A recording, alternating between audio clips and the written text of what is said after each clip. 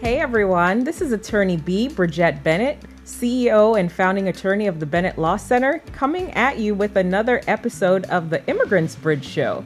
So, as you can see, I am not in my office today. I am actually here at Forever Stain Tattoo in Tavares in Lake County, Florida. And I'm getting my first tattoo, guys. How super cool. I'm so excited. But what I'm most excited about is being here with one of my favorite clients of all times, Cristian.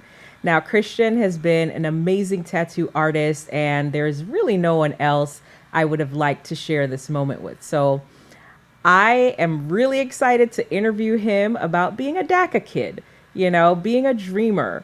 We'll talk a little bit about the law. We'll talk about his history here in the United States so that you can get educated to understand what is DACA, Deferred Action for Childhood Arrivals, so that you understand what's going on and you get to know Cristian a little bit.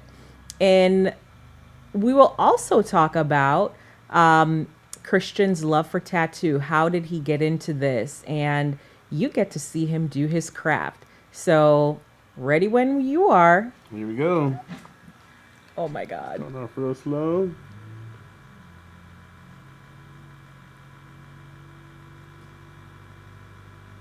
Okay. Not too bad, is it? Not too bad. I thought I was going to scream.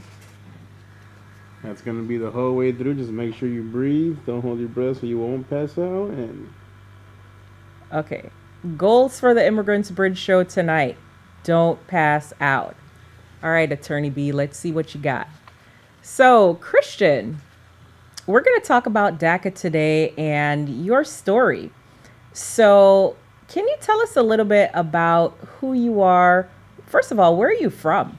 well, I'm from Nayarit, Mexico, and born there, but raised in Lake County, Florida, Eustis, and my whole life, just little old town around here.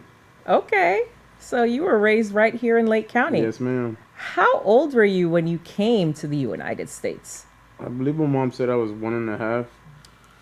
Okay, so you really don't have any memories of Mexico, do you? Just from pictures and what people say. Hey, I'm this, I'm that, I'm your auntie. Like, that's all I know.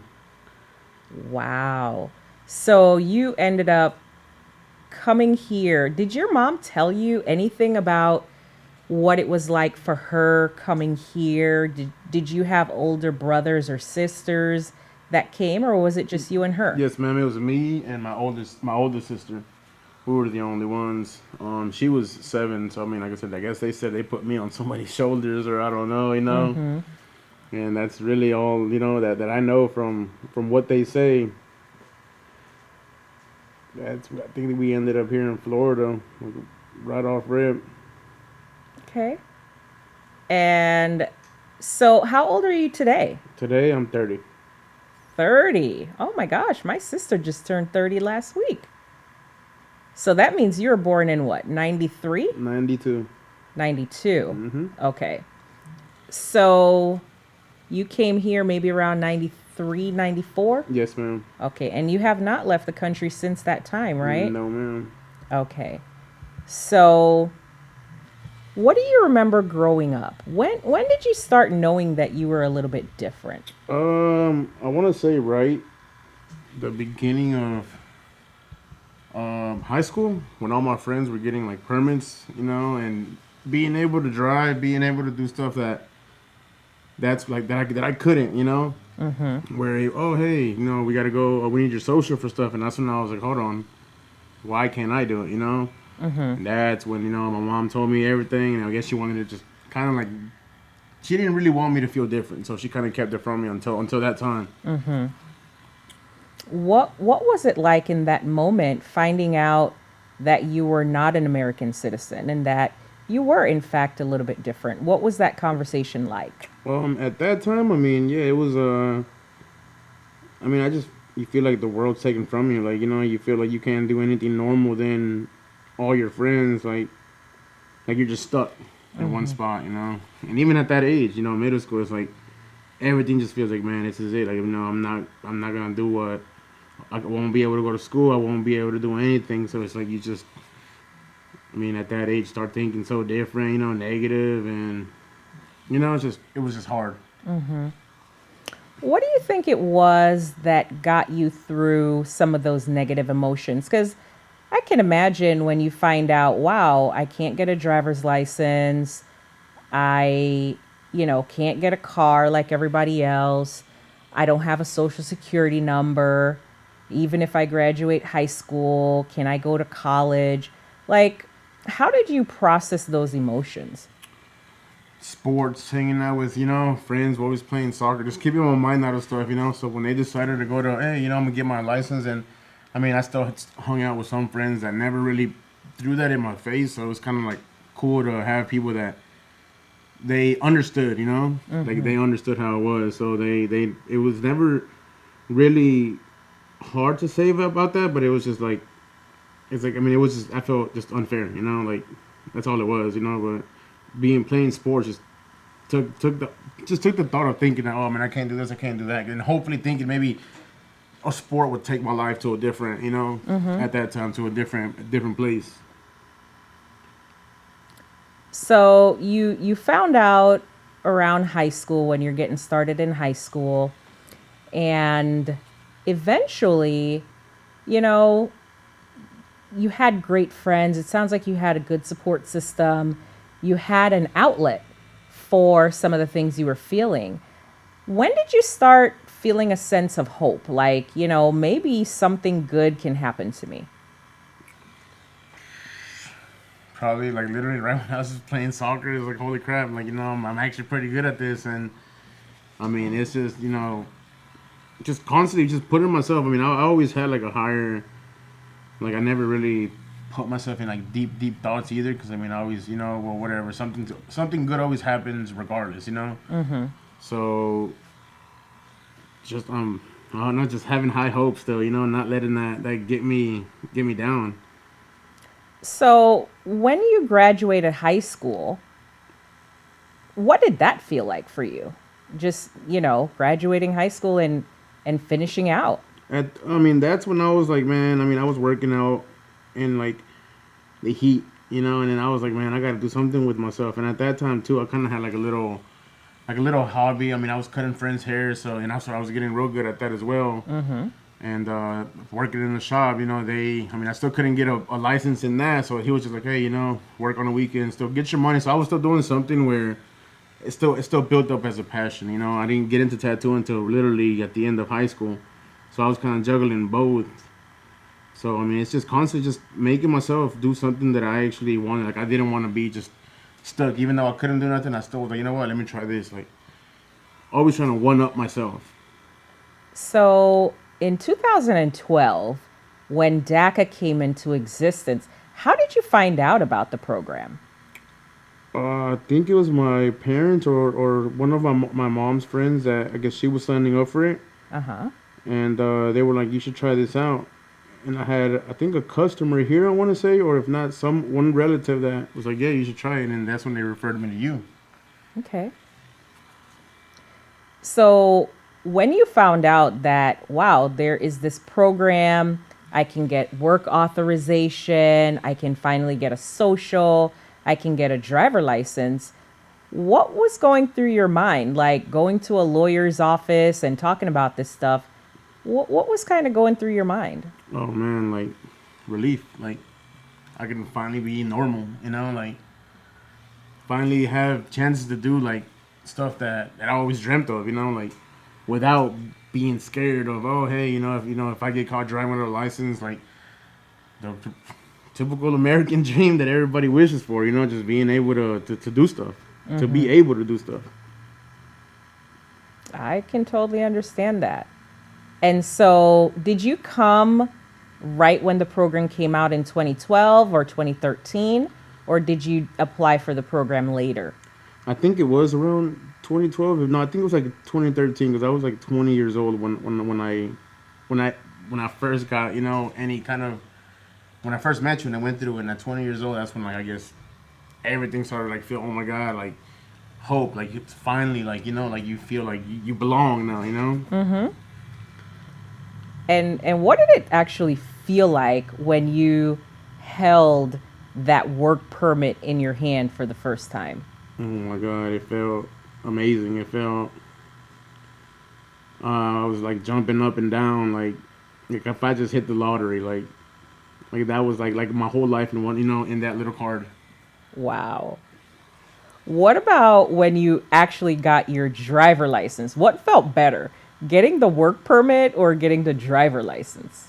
Getting the driver license, I was like, you know what? Now, if I ever did drive, I could just put my window down and be like, "Hey, how you doing? I got here's my card." Yeah. Just being able to show like proof, hey, here's me. Yeah. Like, not oh, I don't got a license. Like, it just felt good. Like, just on purpose. Oh, hey, I don't want to buy nothing, but here's my ID. Here, yeah, I got an ID here. Like, it felt amazing. Like, it felt like really good. It's like life changing. Yeah. And so now that you've had your work permit, and by the way, guys, when you get a work permit, that entitles you to get your Social Security card. So not many people who are not immigrants realize that. So you don't just get a Social Security card, you have to have a method of getting that. So when you have work authorization, of course, Uncle Sam wants his piece. I do want to correct the record. Just because you don't have a Social Security card does not mean the majority of immigrants don't pay taxes. They usually have an ITIN number, an individual taxpayer number that they use to file taxes. So that's a misconception that often comes up. But as Cristian says, it sure does feel good when you have that Social Security card as opposed to a temporary tax ID number. So so now you have your work permit, your Social Security card, you have your driver license, and you're 20 years old, you're still young. Was that the time that you decided to, you know what, I think I want to go into tattooing? Tell me about that. How'd you get into this? Actually, when I was with my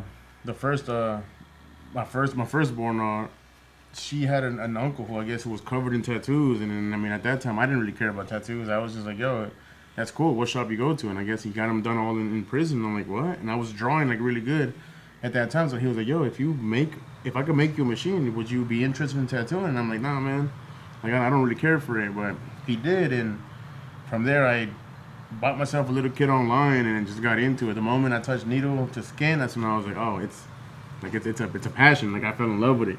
Wow. So how old were you when you did your first tattoo? I was 18. You were 18 when did you do it on someone else or did you do it on yourself? I did it on someone else, and I did it on myself on my hand. And yeah, my mom wasn't too happy with that one. Now, does your mom have a tattoo now? No, she's still against them, but she supports, like she never thought that I was going to get like this far with it. Yeah. So she definitely supports it now. But I mean, I think it's just like every parent, they don't want to see their kid. Like, it just looks bad back in the day. Like, it was like, no, tattoos just puts you at a different look, to people. Like, it's not normalized. Exactly.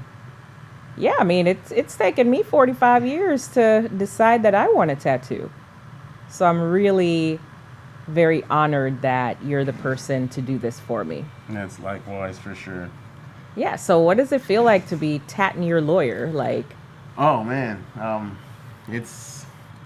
in disbelief still. Like, I'm in disbelief. Like, it's like, holy crap. Like, this is literally a big honor just to have you in my chair right now. Well, I sent you my kid first, he was like the test case. This isn't actually as bad as I thought it was going to be. I mean, don't get me wrong, it hurts. But like I said, I'm really excited to be in this chair. We're going to take a minute. We're going to come back after a brief break, and you get to see the final results. See you soon.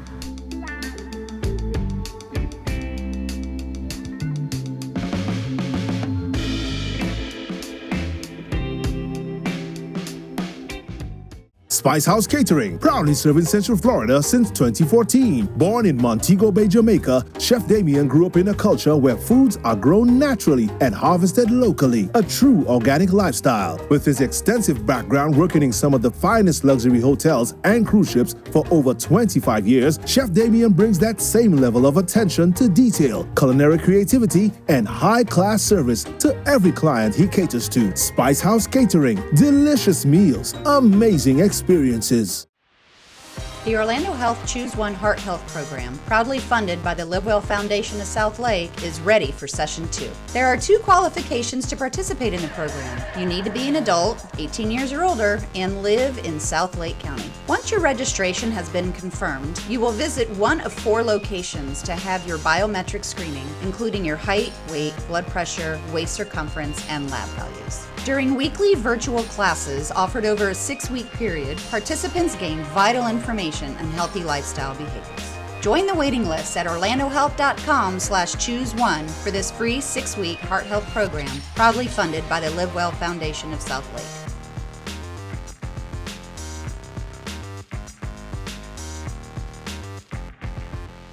Founded in 2011, JSJ Unlimited has provided the finest outdoor living products and services to homeowners and contractors from their home base in Groveland, Florida, the city with natural charm. Rated the #1 sod supplier in Central Florida, the goal at JSJ Unlimited is to provide high-quality products that include sod, decorative rock, soils, mulch, and aggregates. Homeowners and contractors are welcome to give us a call to set up deliveries or stop in and view our products in person Monday through Friday. Our friendly and knowledgeable staff will be happy to assist you.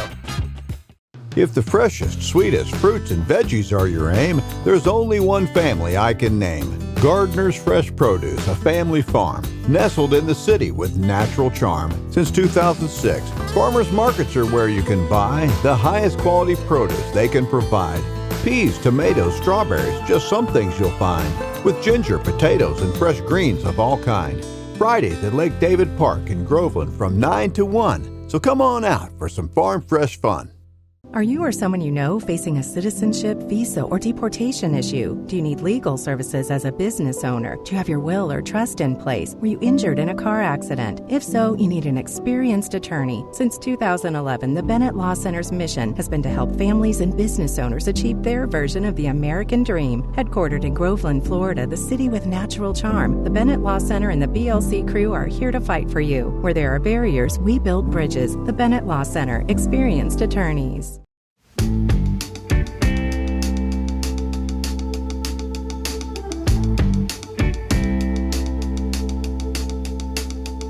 Welcome back to the Immigrants Bridge Show. I am still Attorney B, and I am still getting tatted up by Cristian here at Forever Stain Tattoo in Tavares. So in the first segment, we kind of talked about, Cristian's history, how he came here when he was about 1 year old. And as far as he knew, he was an American citizen. And when he got to high school, that's when he started realizing that he was not like a regular American.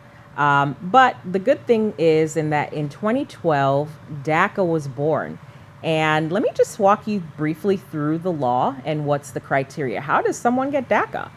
How do you become a dreamer, as my DACA kids are popularly known as? So first of all, you have to be under the age of 31 as of June 15th, 2012, when this executive order was passed. So on June 12th, how old were you? June 12th, I think I was... I'm sorry, 2012. Oh, 2012, I was 19. So you're about 19 years old. So he meets the first criteria. He was under 31. Number 2, you would have had to come to the United States prior to turning 16 years old. So you were 1. You were way before that 16.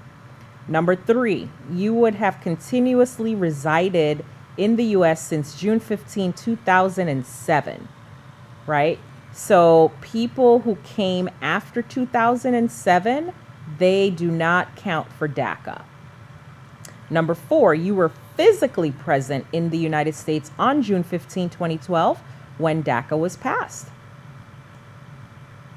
You would have had to enter without inspection meaning that you came across the border, or you could be a visa overstay. Maybe you didn't come across the border, you came with a visa, but you ended up staying. Number 6 is that you have to be a high school student, meaning you're currently enrolled, or college student. You would have had to have graduated from high school or received your GED, or you're currently enrolled in a GED program. So as Cristian mentioned, he's a high school graduate. What high school did you go to or graduate from? I graduated from Eustis High School. Eustis High School. Basically, you were born and raised in Eustis, Florida. Mm-hmm. Awesome. And number 7, finally, all DACA recipients must go through background checks. So some people are disqualified based on this. You have never been convicted of a felony, significant misdemeanor, or 3 or more other misdemeanors, and does not otherwise pose a threat to national security or public safety. So everyone gets fingerprinted, everyone gets FBI background checks to make sure that they have not been convicted of any serious crimes. So the most common conviction that I see in my role is really a conviction for driving without a driver's license. And for DACA kids, many of them have been pulled over for driving without a license, but that's not a bar to DACA. They're looking for more serious crimes. So that's really how you become a DACA kid. You got to have been here 5 years prior to 2012, which is 2007, and you had to be under the age of 31, and you had to have entered the U.S. prior to your 16th birthday. So fortunately for Cristian, he met all of those criteria. The work permit is good for 2 years. So every 2 years, I get to see him, or I try. My office staff get to see him, but he comes and he renews his DACA, and he gets his work permit extended for another 2 years. So DACA right now is it's under the Supreme Court, there are several lawsuits. It's gone away, it's come back. Right now, they're not accepting initial DACA applications. They are actually accepting them, they're just not adjudicating them.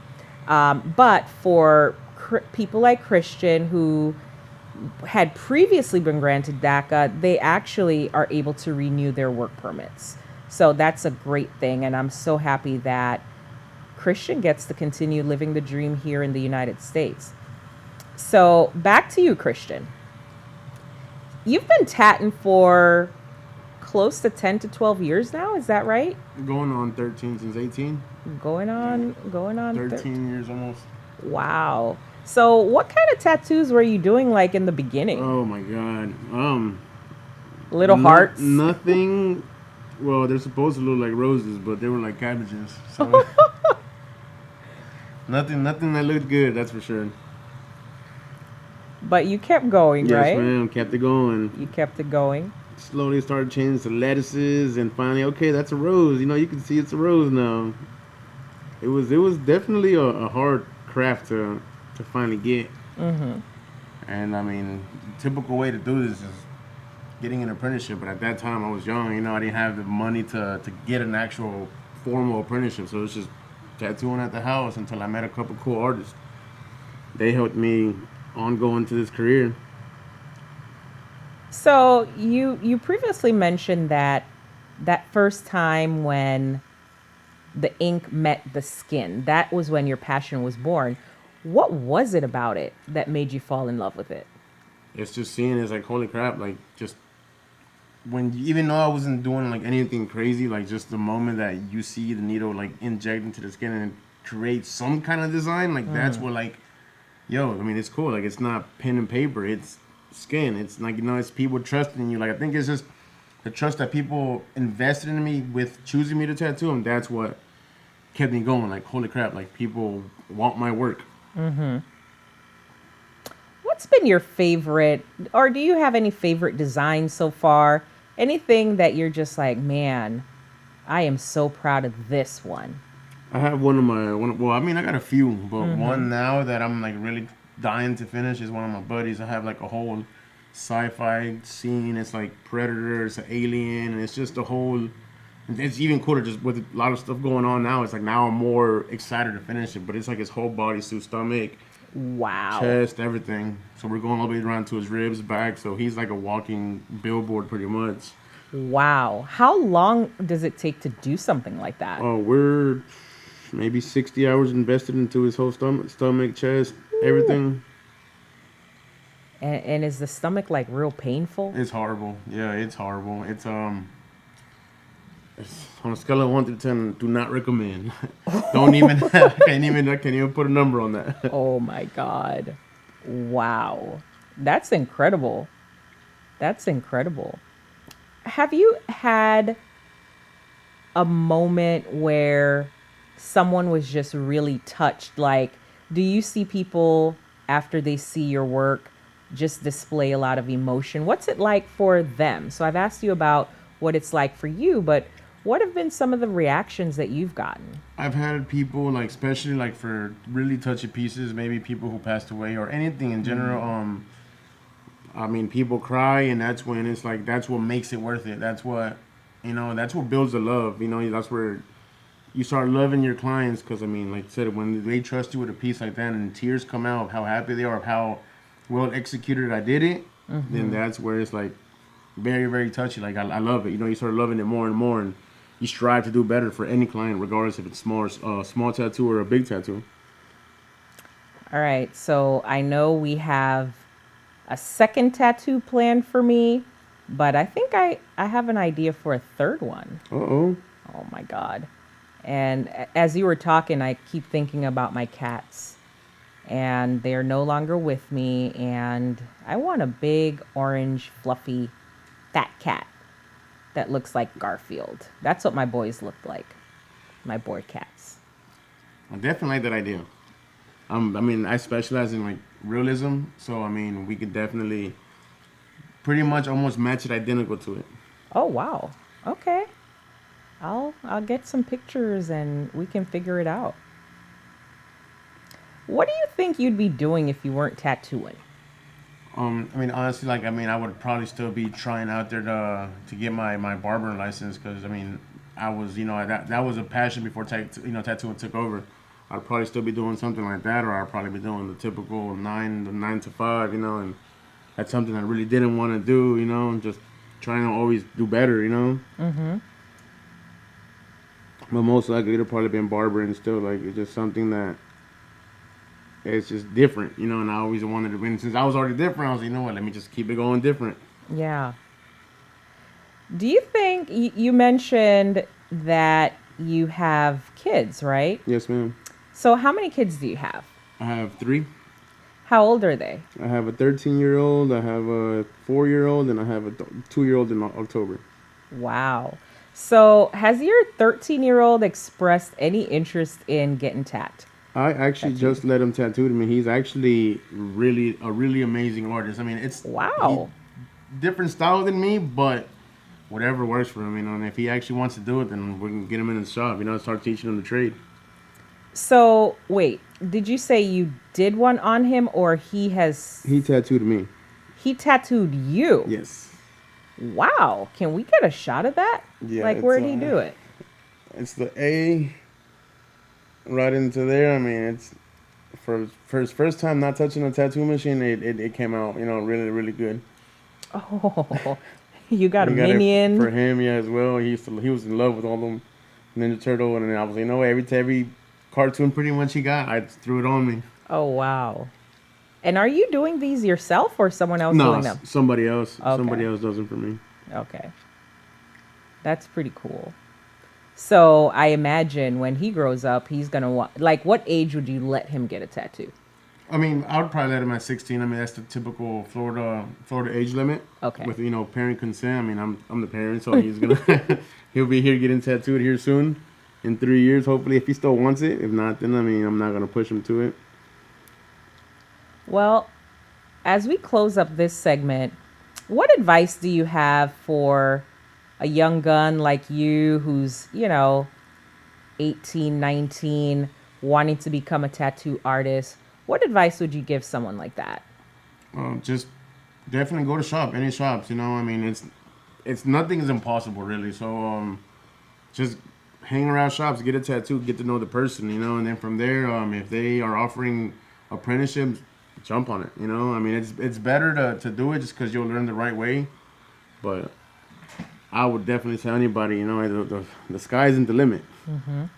Is that something you actually do out here in terms of apprenticeship program or mentorship program? Yes, ma'am. Here soon. Since I'm reaching that 13-year mark, probably will start, you know, reaching out to or just putting an ad, and I'll probably just take my first apprenticeship myself if it's not my son. Wow, that sounds really incredible. I've really enjoyed hearing about your journey, Cristian, and we're going to take a quick commercial break, and we will be right back.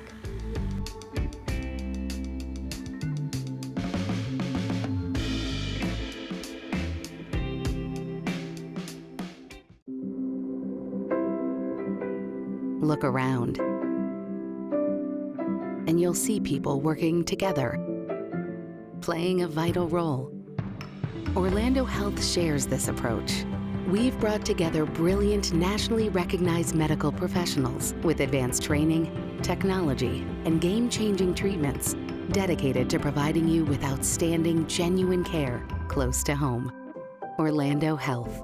Choose well. Crawford, Modica, and Holt, Chartered Attorneys at Law, here to help you overcome your legal obstacles. Our lawyers carry exceptional experience and work as a team with our fantastic support staff to provide practical solutions to your legal matters. Whether it be family law, criminal defense, land use and zoning, or complex litigation, probate litigation, business, and regulatory matters, the attorneys at Crawford, Modica, and Holt are here to serve you. Call us for all your legal needs at 352-432-8644. A beautiful smile, a confident smile, with modern orthodontics. An experienced practice committed to professional, personalized care. We take the time to get you checked in comfortably, understand your orthodontic needs, and provide fine-tuned solutions. Discover innovative equipment like our digital scanning technology, which allows us to craft solutions with high precision and keep you greatly involved. Visit us online to learn more or to schedule an appointment today. Welcome to Guru Restaurant in Claremont. Chef-owner Uday Kadam has been proudly serving the finest authentic Indian cuisine in Central Florida since 1990. Come see us or order online at mygurutogo.com or call 352-241-9884. Open 7 days a week with outdoor seating available. Order delivery through Uber Eats or DoorDash. Free complimentary bottled beverage is available to qualifying online orders. Guru Restaurant in Claremont, simply the best in Indian cuisine. Are you or someone you know facing a citizenship, visa, or deportation issue? Do you need legal services as a business owner? Do you have your will or trust in place? Were you injured in a car accident? If so, you need an experienced attorney. Since 2011, the Bennett Law Center's mission has been to help families and business owners achieve their version of the American dream. Headquartered in Groveland, Florida, the city with natural charm, the Bennett Law Center and the BLC crew are here to fight for you. Where there are barriers, we build bridges. The Bennett Law Center, experienced attorneys.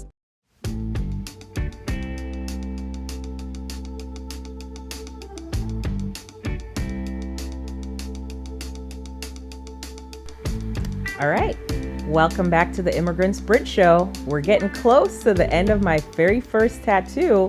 And we've been talking to Cristian here at the Forever Stain Tattoo Studio in Tavares, Florida.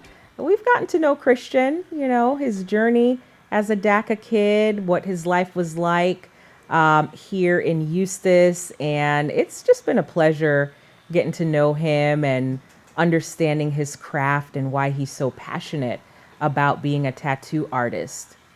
Okay, Cristian, so tell us a little bit about the shop, where you're located. How long have you been here? I've been here for, I want to say I'm going on eight years now, again, like steady here.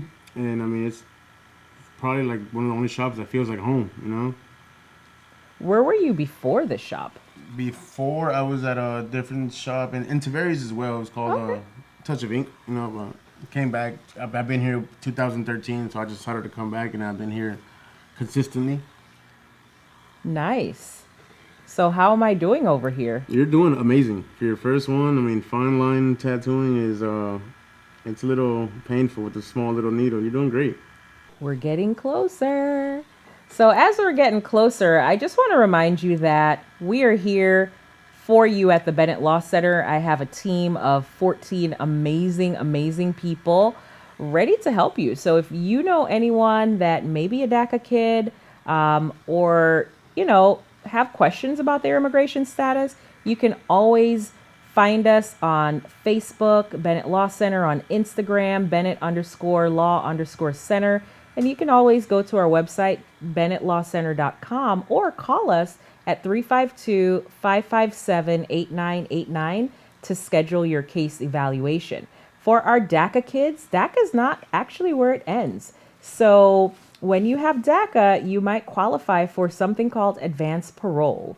Advanced parole is something that will allow a DACA kid to travel back to their home country for humanitarian purposes, for business purposes, or educational purposes. So a lot of times our DACA kids, they've never met their grandparents. They've never met aunties or uncles or cousins. So they're able to go back and see those people.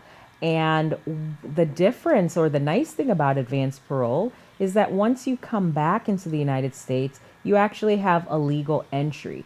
So if you're fortunate and you're a DACA kid and you're married to a United States citizen, when you come back, it means you can actually apply for a green card. So lots of moving parts for our DACA kids. But if you want more information about how you can move forward to getting your green card when you have DACA, please feel free to call our office for your own case evaluation at 352-557-8989. So Cristian's story does not end right here. I can't wait for the day when he is actually not only a lawful permanent resident of the United States, but a United States citizen. Stay tuned.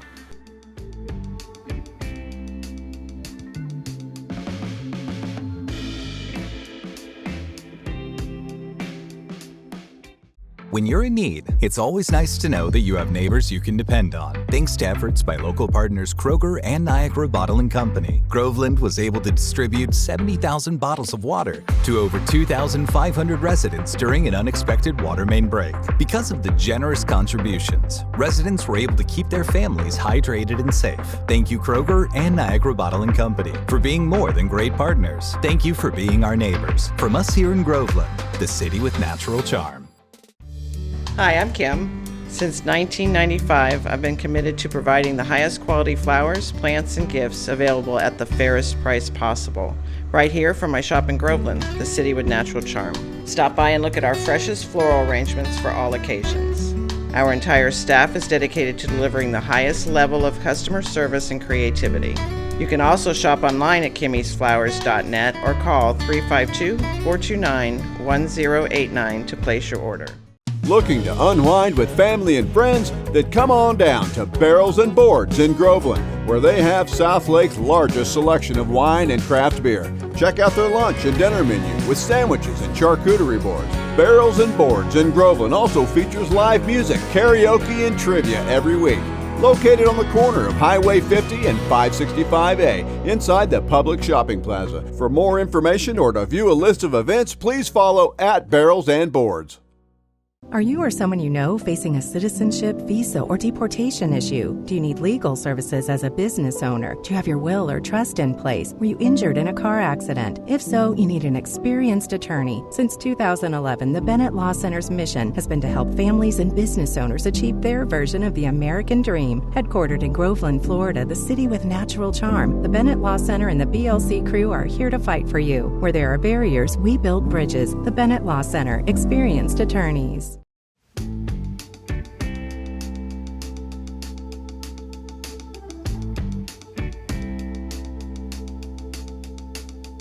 Hey everybody, this is Attorney B with the Immigrants Bridge Show. As you can see, I am here at the Forever Stain Tattoo Parlor in Tavares, Florida.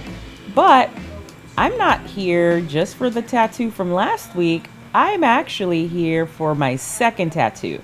It's about a week apart. I think this one was kind of like the trial run. But y'all, this is the real deal right here.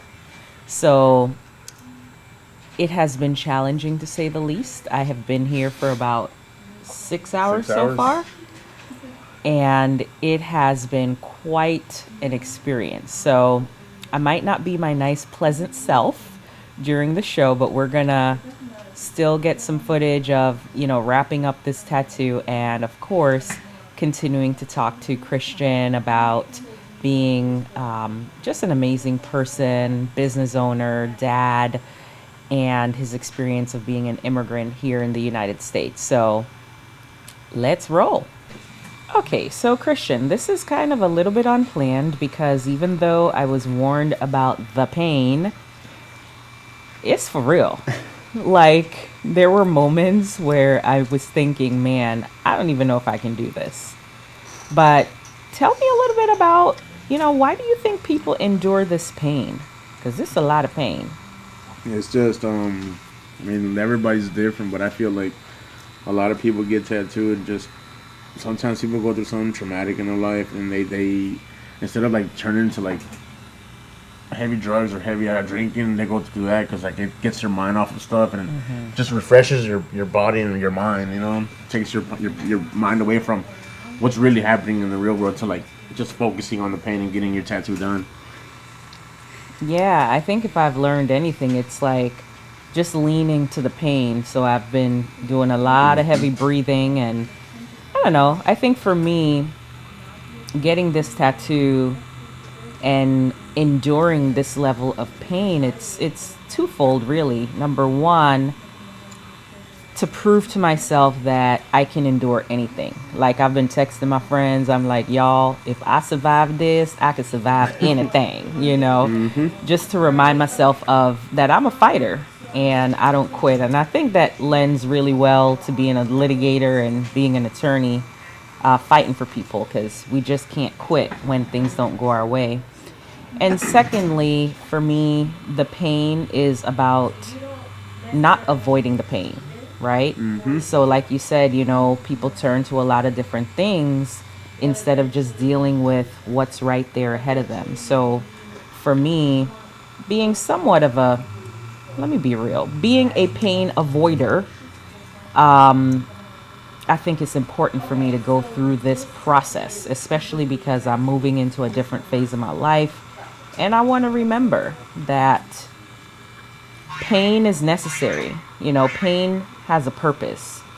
And at the end of the pain, I'm going to have some beautiful artwork. So really appreciative of this process. But enough about the process. Tell me, how did it come about for you to become an entrepreneur and not just to see tattooing as a craft, but really as a business? Just working here, with like pretty much a father figure now. His name is Josh Lewis, and he just was somebody that, always never gave up on me. He's always the one that kept me pushing and just becoming better, and along with my family and stuff. And one day he was just like, hey, I want to retire here soon.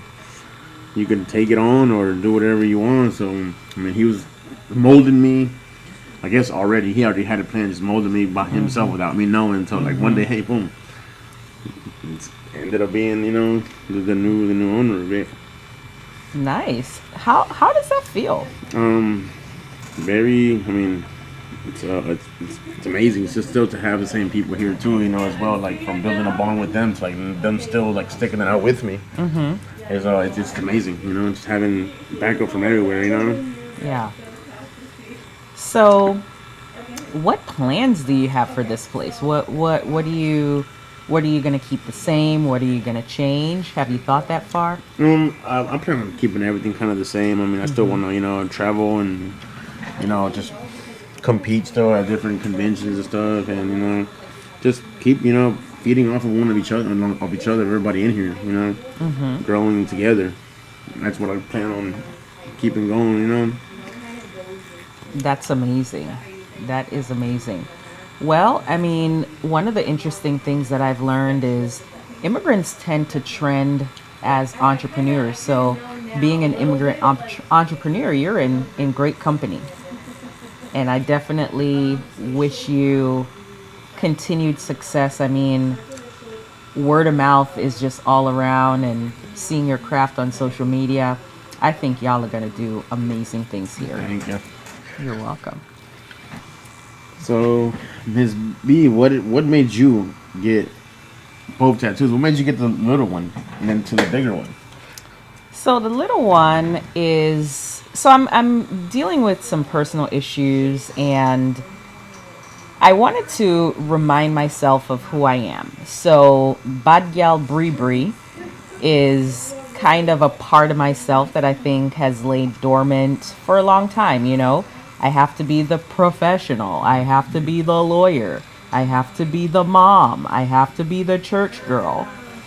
And so that fun, that creative, that naughty part of me, it's kind of like just been hiding there. And I'm no longer gonna, you know, not remember that girl, that little girl from Jamaica that had so many dreams, that wanted to do things big. So Rihanna is one of my favorite pop stars, you know, artists, and so her name is Bad Gal Riri. So I'm like, why not? Why can't I be Bad Gal Bri? So I wanted to have that name tattooed so that I could always be reminded of that alternative self. The one that can let her hair down, the one that doesn't worry about image and, you know, what people think. You know, and I wanted the tattoos to be in public spaces where people can see it. Like, I didn't want it to be hidden. So it's just a part of myself I didn't want to be ashamed of anymore or hide anymore. The big one, this beast, oh my God. So I'm a Leo. My birthday is August 16th, and I've always loved lions and cats and things like that. So the lioness is natural for me. It's my birth symbol, and I love felines. And she has a crown on her head, and she's surrounded by flowers. For me, I wanted this to be ultra powerful. I always want to remind myself that I'm a powerful woman. I wanted it to be very feminine as well. Because sometimes, you know, we get, if you're a girl boss, you know, you get ascribed masculine characteristics. But it's important to me to remember my femininity. And I think the lioness, she's fierce, she's powerful, she's graceful. And that's what I wanted to see. I also like the fact that there are flowers around. Flowers are dynamic. They symbolize good, they're beautiful, but it takes a lot for flowers to grow. You know, you got to water them. They need sunlight. They need to be in good soil. So for me, the flowers reminds me that I'm always in a growth process, and to embrace that growth, to lean into the pain. There will be seasons when I'm blooming. There will be seasons when leaves turn brown and they fall off. There will be seasons where it's just emptiness and winter, you know, but I'm reminded spring is always coming back, you know. Always keep growing, yeah. Always keep growing. So that's what these tattoos mean for me. Definitely appreciate you choosing me. Nobody to else. do it. It's amazing. Nobody else I would have chosen. I've been following you for a long time. You probably didn't even know that. I did not. You definitely blew my mind when you said, "Oh, I'm coming to you." I'm like, oh my God. Yeah. It's like full circle. You know, I help you and you help me. I'm part of your dream and you're part of my dream. Circle of life. With the lion too. Yeah. The Lion Queen. Maybe that should be a new movie, right? Right. Starring Ms. Bennett. Oh, Lord.